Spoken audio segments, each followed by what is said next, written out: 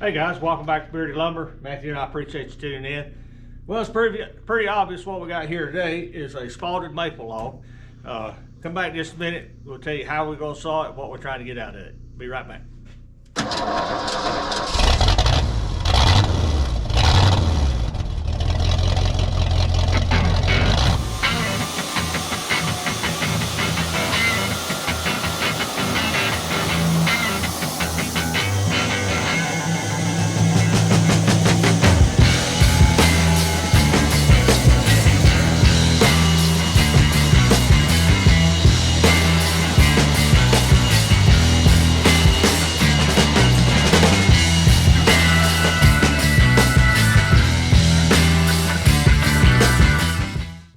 Thanks for tuning in today. We got something special. We got 3 spalted maple logs. Matthew still got one of them to go get. Nice couple.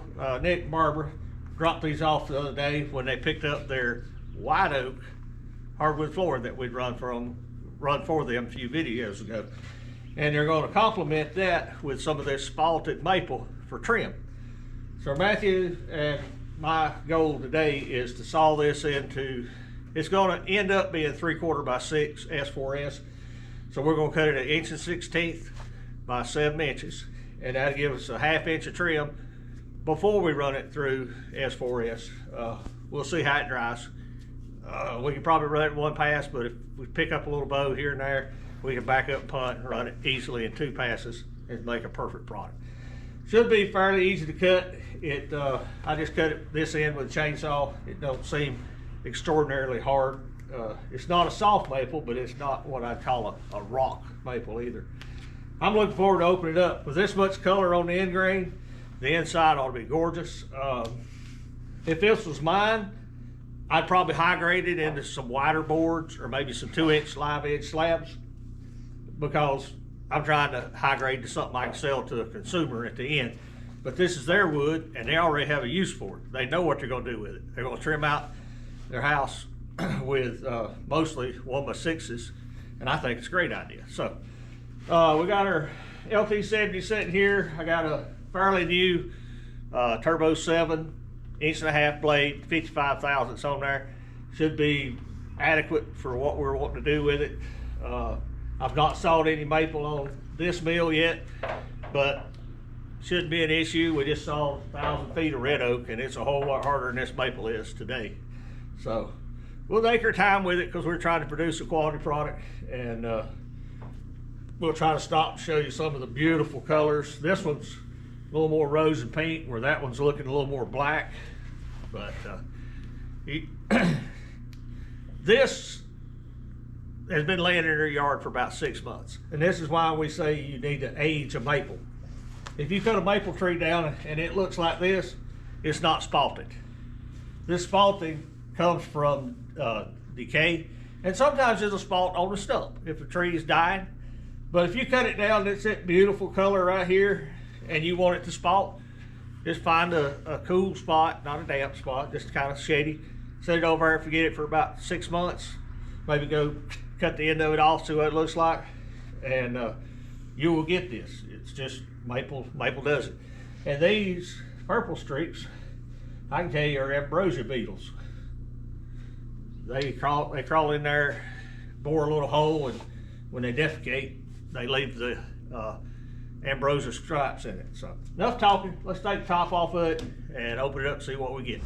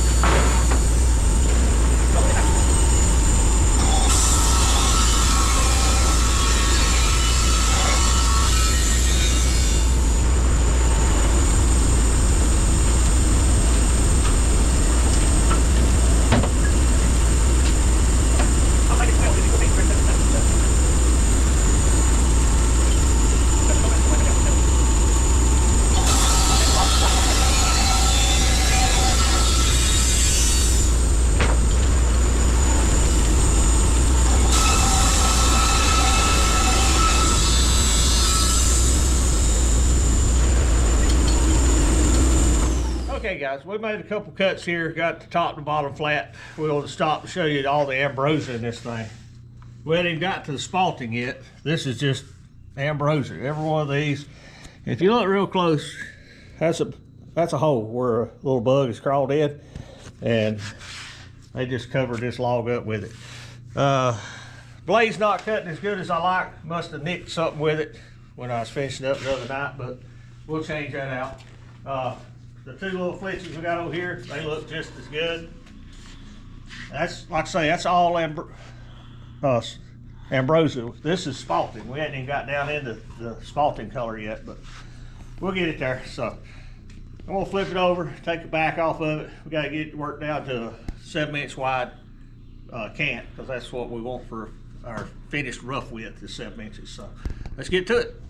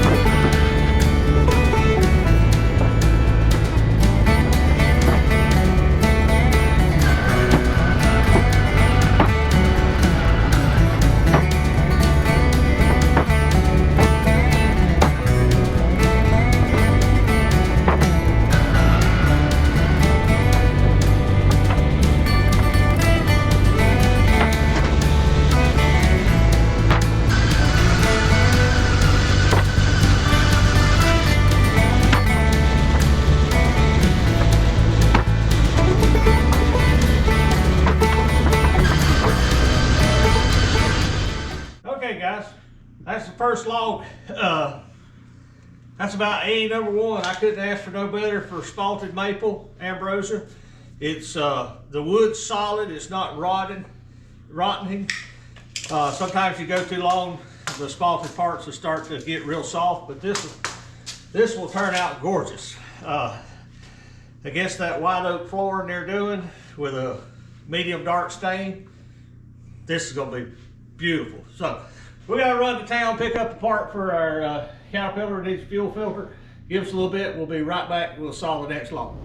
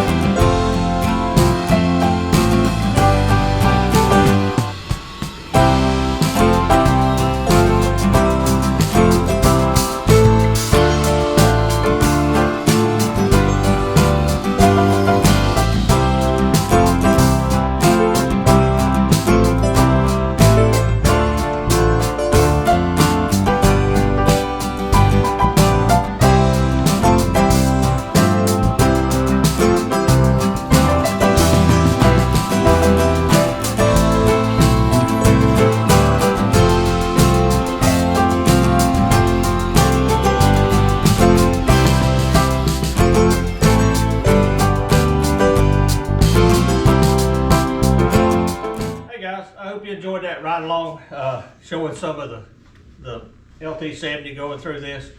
It has no trouble cutting through this maple, but look at what we got. I just still got some sawdust on it. I slightly blown it off, but that is some gorgeous maple. You can see the ones on the sawmill getting ready to come off. It don't get much better than that for maple, for spalting and ambrosia. This is your ambrosia, the colors, and just these streaks is your spalting. I'm tickled with it. Other way around with that. Yeah, other way around. We talked about oversizing this. Customer wanted 3/4 inch by 6 inch. I'm glad we did. Let's look how much tension was in that board when we saw it. Can you see that? And that's not a bad cut. That's from the board having tension in it, the log. So anytime you're high grading, you gotta add some for letting the wood do what wood does. If we'd have cut these at 6.5, we'd have been sick.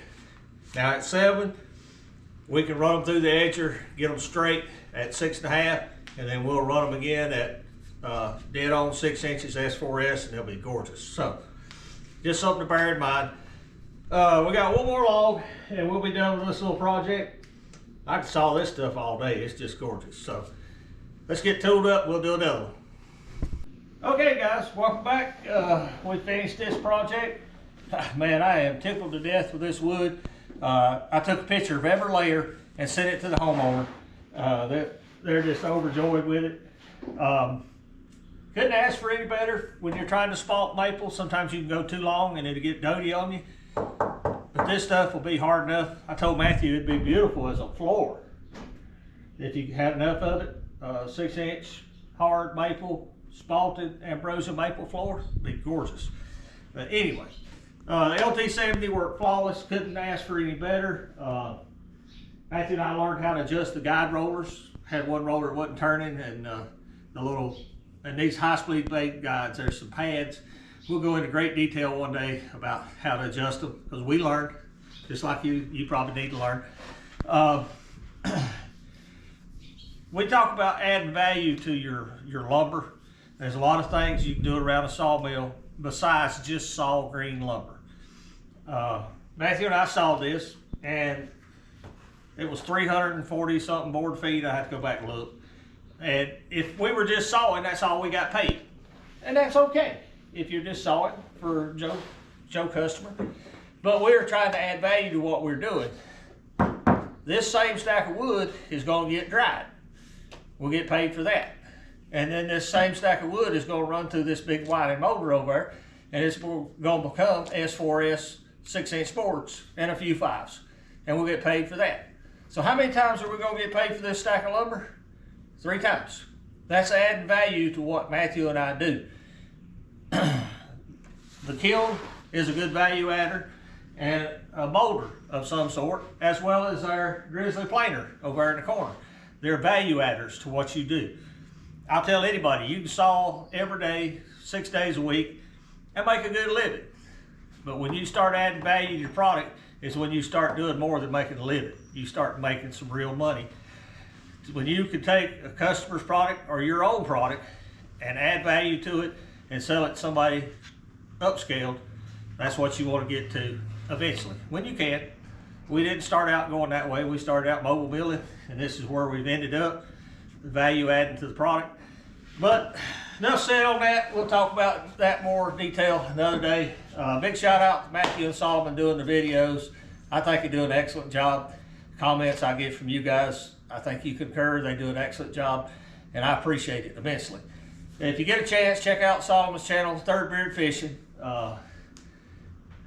We ain't gonna talk about all the good fish he's caught since we was in Florida, but anyway, Woodvisor, man, we couldn't do it without them. They make some excellent equipment. We used the 70 today. We used the EG 100 today. All these 5 inch boards were edged on it. A few of the 7 inch boards. Excellent value adding tool here at the sawmill. Especially thanks to Joe Main. We're running a Woodvisor Turbo 7 1.5 inch 55 thousandths blade on our LT70. Now we run the 45 and 55 thousandths each a quarter on our 35. I find it to be an excellent all-around blade. Cut quality on this, I mean, you couldn't ask no better. It's perfectly flat. There's no gouges. There's no tiger striping. If you haven't ever tried one, try it. You might like it. It may not be for your area of the country. Your wood geographically may be different. But here locally in Western North Carolina, it cuts all our softwood species great. Cuts our green hardwood species great. Now I hadn't cut anything lately dry. You know, most of what we get is green, but occasionally we'll get some dry stuff. The Turbo 7 may not be the perfect blade for that, but we can slow down and still cut with it. So, also, beardedlumbernc.com if you want a hat. I promise one day we'll get some stickers up on there. I hadn't done it yet, but we're getting there. Anything I'm missing, Matthew? Man, we appreciate all the new subscribers. Our number's been jumping daily, weekly, monthly. It blows me away, guys, and I appreciate each and every one of you. I hope you find value in what we're doing. We're just father and son working every day, trying to make a living, taking you along for the struggles of what we get into. Just like Saturday, our big loader went down, and we had to figure out what was wrong with it. Luckily, it wasn't nothing more than a fuel filter. It was getting clogged with dirt, water, and we went this morning, got a part for it, got it fixed. I'm overjoyed because that big loader does a lot of work around here. So, but we didn't film it. It was one of them things. We can't film everything. Want to add something to it, Matthew? I think this video comes out after our round table. If you tuned in to Two Brothers Outdoors, where Matthew and I was joining in, we appreciate it. That's going to do it for today, guys. If you would, like, subscribe, and share. We'll see you back at the mill. Thank you for watching. Here's a video selection and a playlist suggestion. Click here to subscribe for more great content. We'll see you at the mill.